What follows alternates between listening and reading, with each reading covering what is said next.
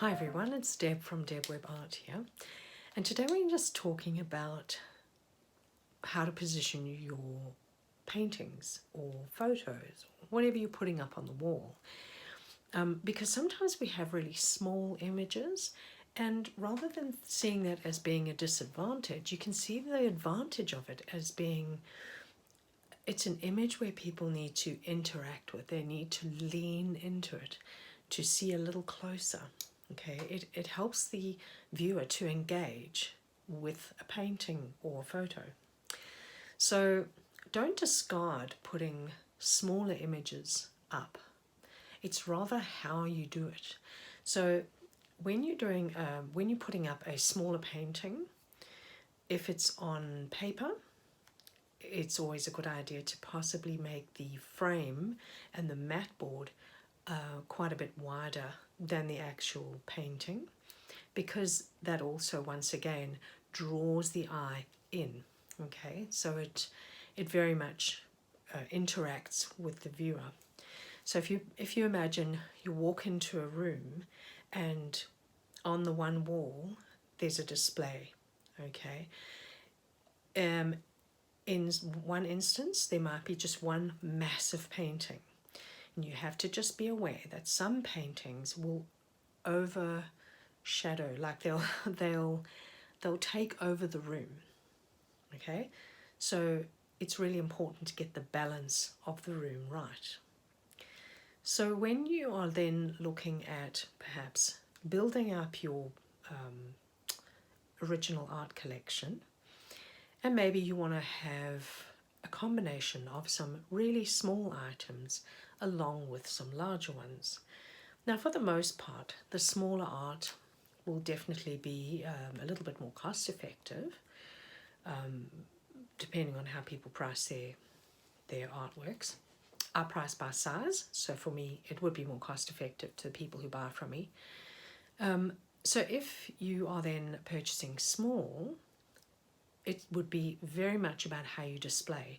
So that for me, I would do a combination of paper art, possibly prints, as well as originals, but then also combine it with canvases. For me, it just gives interest. So these little ones behind me, there's only one that's mine. The others all belong to other artists, and they're not all originals. The lady up in the corner and the one behind me, they are prints, and then the others are originals. So when you are combining things, it just adds a little bit more interest. So for me, I look at a wall that has got a whole lot of little paintings on, and I find it so much more interesting than if there was just one giant painting, because then it's like, okay, I've seen it.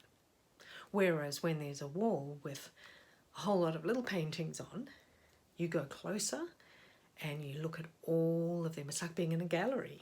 To me, that's exciting. So, if you are wanting to put up art on, have a bit of a feature wall, that's what I like about this kind of feature wall. Back in I think it was the 80s, 90s, they used to do a painted feature wall, so you'd paint the one wall maroon, and then and the rest of the walls would be painted cream or whatever the situation. Now, I think it's so much more exciting to do a feature wall where, yes, you can still paint it if you want, but to then actually put art on that wall, because you can move that around and you can change your feature wall. Okay, so it just becomes a more exciting thing within the home.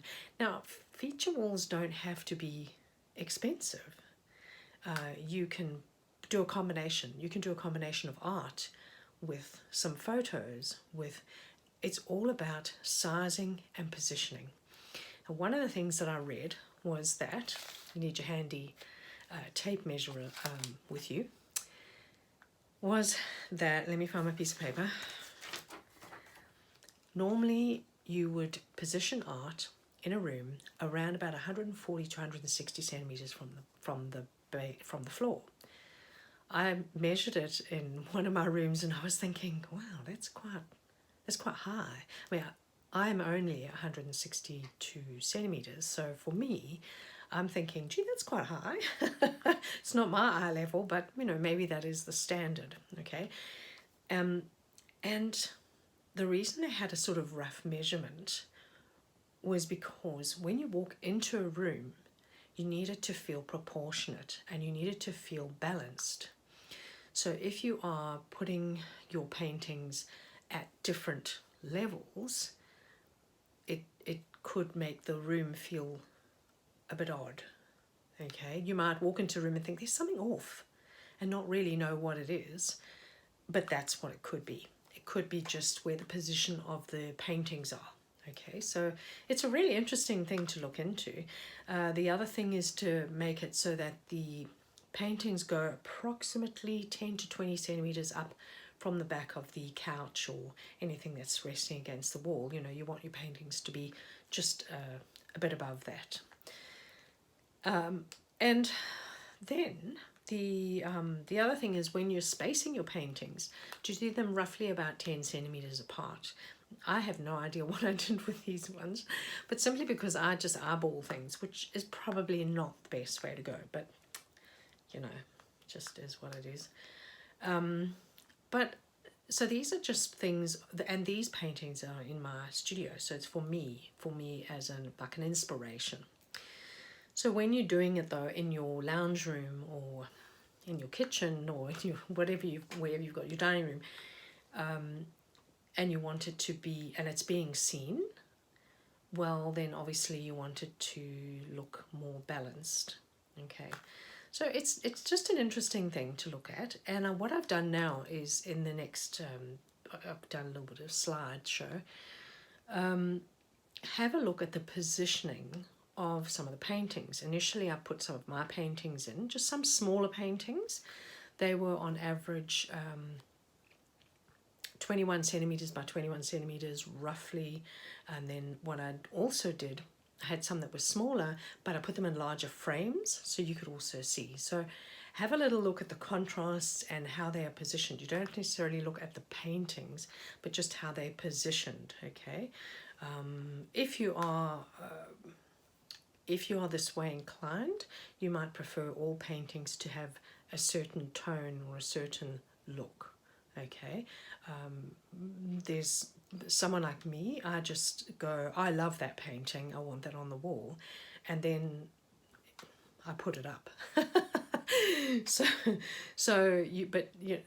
Hence I'm not an interior designer. But the point is that we all have our different ways about us, okay? So you have to trust in yourself. So what I'm putting forward to you is just how you can display the different sizes, and also to add interest to your wall. You don't have to all make rectangles or all squares. If you like that look, go with that, but it doesn't have to be. You can have a few circles and ovals and all different shapes. So have a little look and I will do some chatting over it. So we start with a pretty symmetrical design, very balanced. And then upper staircase is often a really good one as well, to see how that all flows. And just reducing the number here because it's a bit more of a busy setting and small and quaint. And here, same thing, just choosing a design and having a look. So you can see how it flows with that, with a larger frame down to small. And then you've got just a whole lot of varieties of shapes and sizes on this one. And it's the same here. Look at how it's been bunched together. Sometimes it's easier to see an outline like that without having the paintings to distract you, but it's quite interesting to see all the different designs. And we'll be getting this one in one of my emails that goes out, so you can have a look. Thanks so much for being here, and I hope you learned a little bit in this short video, and that you will be able to look at your walls with a different eye. Take care. I'll chat to you again soon. Bye for now.